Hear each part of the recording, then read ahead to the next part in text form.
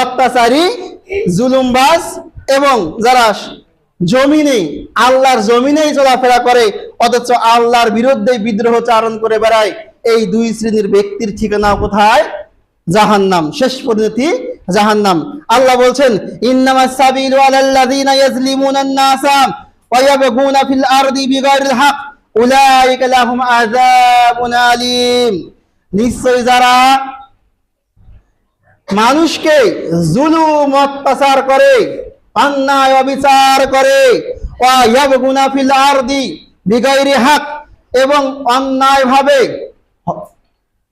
হক নয় সীমালঙ্ঘন ভাবে জমিনে চলাফেরা করে, বিদ্রোহ চারণ করে, ইসলামের বিপক্ষে কথা বলে বেড়ায়, উলাইকা লাহুম, এরা হলো ওই সকল ব্যক্তি, আযাবুন আলীম, যাদের জন্য রয়েছে যন্ত্রণাদায়ক শাস্তি। তাহলে যারা অন্যায় করে, অবিচার করে, জুলুম করে, এদের জন্য রয়েছে জাহান্নামের শাস্তি, কঠিন শাস্তি।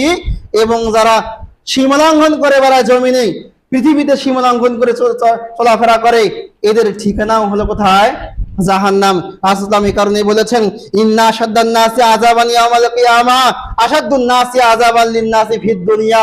নিশ্চয় যারা দুনিয়াতে মানুষকে যত বেশি আযাব দিয়ে থাকে, যত বেশি শাস্তি দিয়ে থাকে, যত বেশি মানুষের সঙ্গে সীমালঙ্ঘন করে থাকে, কিয়ামতের দিন আল্লাহ সুবহানাহু ওয়া তাআলা ওই ব্যক্তিকে অত বেশি আযাব দিবেন।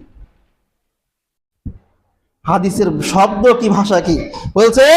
ইন্না আশাদ্দান নাসি, নিশ্চয় মানুষের সবচেয়ে বেশি শাস্তি, আযাবান শাস্তি হবে ইয়াউমাল কিয়ামাতি, কিয়ামতের দিন, আশাদ্দুন নাসি আযাবান লিন-নাসি ফিদ দুনিয়া, যে ব্যক্তি মানুষকে দুনিয়াতে যত বেশি আযাব দিয়ে থাকে, যত বেশি কষ্ট দিয়ে থাকে, যত বেশি মানুষের সঙ্গে সীমালঙ্ঘন করে থাকে, অত বেশি আল্লাহ সুবহানাহু ওয়া তাআলা তাকে কিয়ামতের দিন শাস্তি দিতে থাকবে।